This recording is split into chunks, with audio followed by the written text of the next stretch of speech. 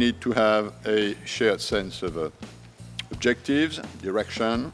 What do we want from the system for the future? What do you want from the system for the future? And this is where this public forum has a crucial role to play. Nadie está exento de responsabilidad. Todos somos responsables de aportar respuestas que despejen los anuncios de tormentas. Confío en que muchas de esas respuestas llegarán de la mano de este foro y sobre el excepcional andamiaje que nos ofrece la OMC y el comercio internacional.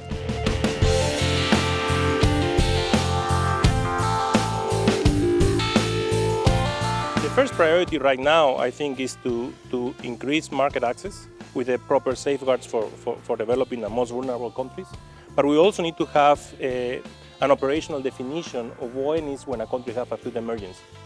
And this needs to be a time frame, needs to be for a short period of time, so that we can allow those countries in emergency to be able to resolve their problem. What trade can do is that agriculture gets its right price. The grower, that is agriculture is a grower, and it helps them to reach the market.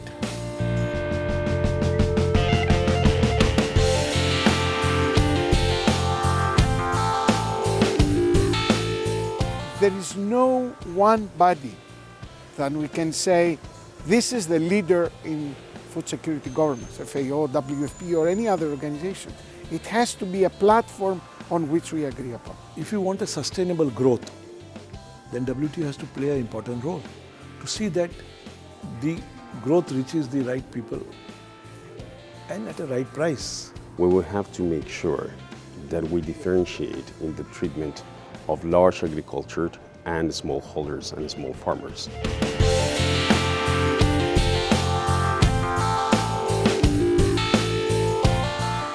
The competition that's brought about by more open trade leads people to move up the scale. It leads them to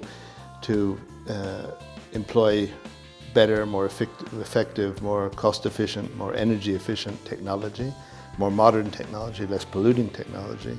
And as a result, the environmental impact of production, at least per unit of production, tends to go down. The WTO allows countries to take the necessary measures of preservation. We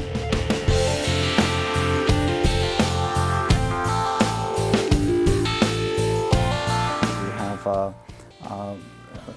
the win-win situations, for example, in the field of subsidies, where today most of the subsidies go to non-renewable energies, and if we would apply more of the WTO disciplines and subsidies to these measures, maybe we would help renewable energies more than by actually supporting governmental programs.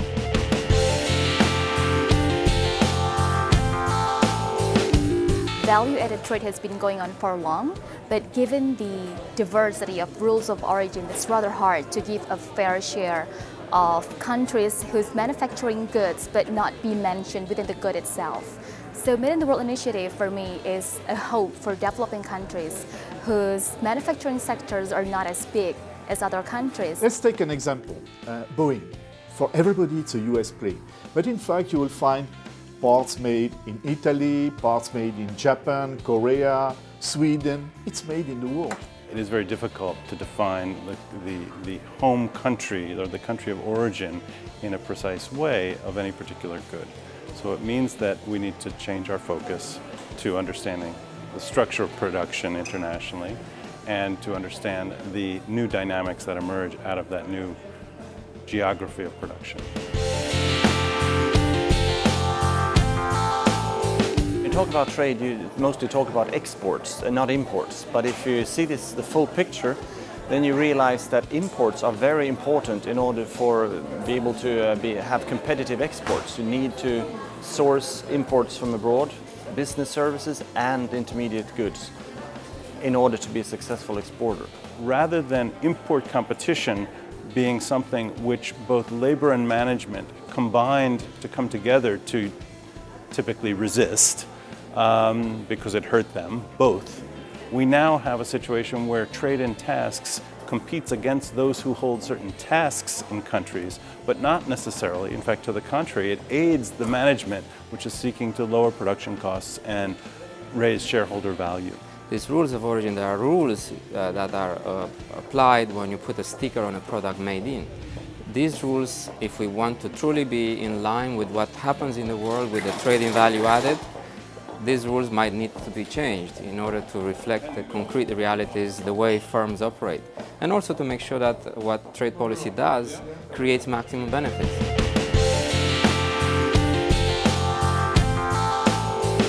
The challenge is there any will or is there any way to bring some of those debates back into the WTO? And the ways that are most commonly talked about are developing some best practice approaches that might come out of the transparency mechanism. APEC is already doing this with PTAs and doing it quite successfully.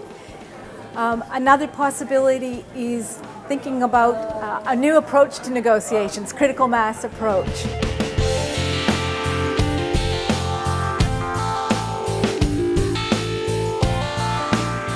I think it's largely through recognizing technical standards, both product standards, process standards, which I think can be done within the existing agreements, and then perhaps reviewing also the regimes for supporting research and development.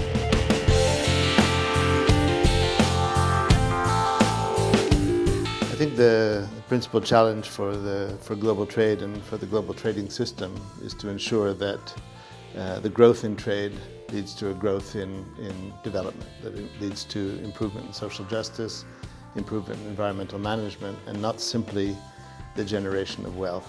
Emergence of the made in the world phenomenon, to the extent that it has emerged so importantly in today, is the need to integrate trade policies with policies in both labor markets and in financial markets.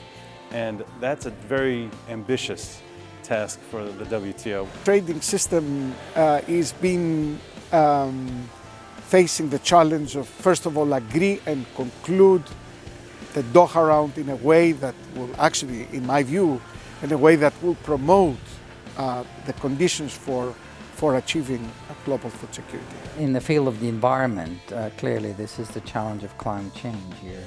And more specifically, we have to come to grips with the problem of production process methods here, which is still largely unresolved.